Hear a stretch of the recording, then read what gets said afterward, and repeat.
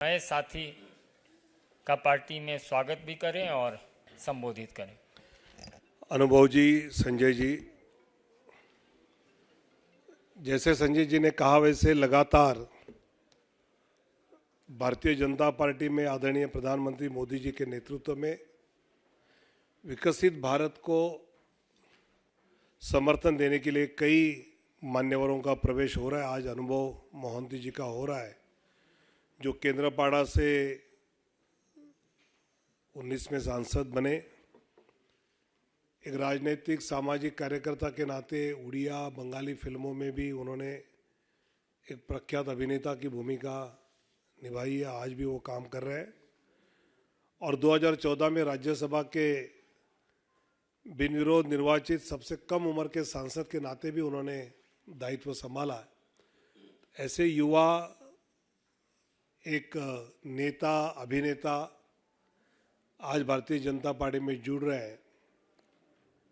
कल हमने दिल्ली में देखा कि इंडिया अलायंस की रैली में बड़े बड़े नेताओं को 2, 2.5, 3 मिनट होने के बाद तुरंत इशारा जाता था, चिट्ठी जाती थी और जैसे तैसे एक हम सब साथ है ये दिखाने का एक प्रयास कल की रैली में हुआ। लेकिन कई वीडियोस बाद में आपने भी देखे होंगे, अमन ने भी देखे कि भाई यहाँ किसी नेता ने लेके आया, किस लिए लाया, क्या लाया, कुछ पता नहीं, ऐसे बोलने वाले भी भीड़ में से कुछ सामान्य जनता वहाँ दिख रही थी।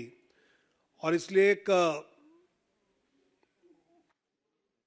बड़ा चढ़ाकर बहुत एक बलशाली विपक्ष के नाते हम लड़ाई लड़ने वाले इस प्रकार का माहौल खड़ा करने का प्रयास तो हो रहा है, लेकिन उसमें कामयाबी नहीं मिल रही है।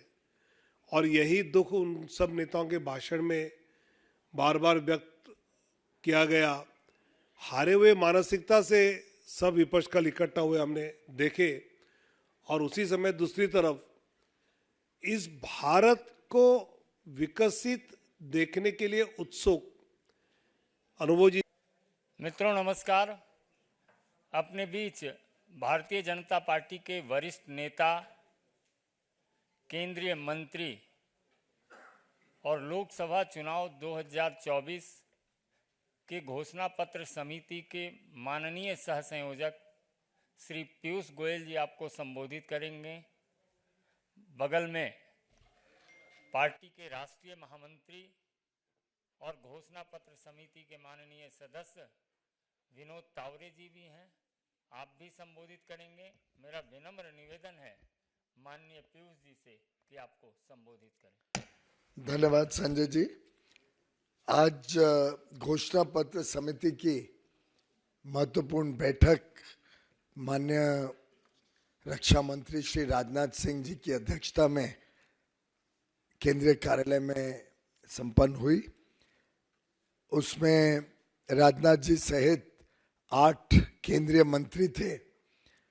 3 मुख्यमंत्री भूपेंद्र पटेल जी, विष्णुदेव साय जी, डॉक्टर मोहन यादव, 3 मुख्यमंत्री भी आए थे। अन्य कई वरिष्ठ नेता जो समिति के सदस्य हैं, सभी की उपस्थिति में बड़ी सार्थक चर्चा हुई। अलग अलग विषयों के ऊपर सभी ने अपने सुझाव, अपने अमूल्य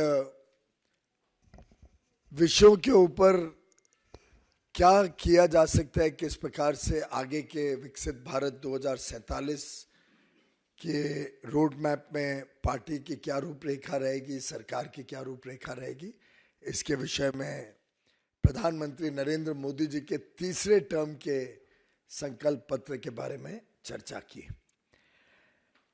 इसके पहले लगभग 35 दिनों तक आम सामान्य व्यक्तियों तक पहुंचने के लिए, उनके सुझाव लेने के लिए 916 वीडियो वैन्स देश भर में गई। उन्होंने भ्रमण किया। 3500 से ज्यादा विधानसभा क्षेत्रों में उनका दौरा रहा और 100 शहरों में भी भिन्न भिन्न समाज के प्रतिष्ठित लोगों से मिलना, व्यवसाय गठों के साथ, एसोसिएशन, ट्रेड और इंडस्ट्री एसोसिएशंस के साथ बुद्धिजीवी संगठनों के साथ 100 से अधिक शहरों में सभाएं, मीटिंगें रखी गई, जिसमें हजारों अलग अलग सुझाव जो माननीय मंत्री, हमारे पार्टी के नेता सहभागी हुए, उसमें उन्होंने संकलन किया। एक मिस्ड कॉल अभियान भी भारतीय जनता पार्टी ने चलाया था देश भर में, और लगभग 4.25 लाख सुझाव उस मिस्ड कॉल अभियान के द्वारा लोगों से संपर्क किया गया, जिन्होंने भी इच्छा व्यक्त की कि कुछ बात करना चाहते हैं, कुछ बताना चाहते हैं, वो भी सुझावों को संकलन करके उसका भी एक डेटाबेस हम सबके पास उपलब्ध था। साथ ही साथ नमो ऐप पे, जिसकी आज के दिन बहुत व्यापक देश भर में इस्तेमाल होता है, उसकी रीच है और लोग जुड़े हैं नमो ऐप के साथ, उसमें भी 1,70,000 के आसपास सुझाव आए हैं।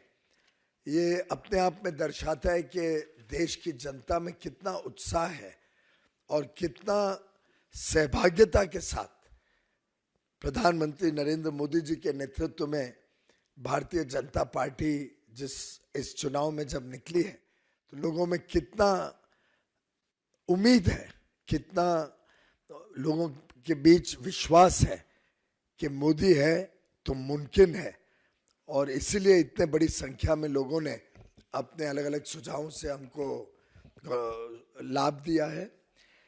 इन सब सुझावों का एक प्रकार से बेस बनाते हुए, इनको संकलन करते हुए आज बड़ी सार्थक चर्चा हुई है। अलग अलग विषयों पे अलग अलग हमारे माननीय नेताओं ने, समिति के सदस्यों ने समाज के सभी वर्गों का विचार करते हुए जो अलग अलग विचार आए, जो अलग अलग सुझाव आए हैं, उनका विचार करते हुए और देशहित और जनहित को प्राथमिकता देते हुए शॉर्टलिस्ट करके इन सुझावों के ऊपर आगे विचार करने के लिए और थोड़ा समय लिया है।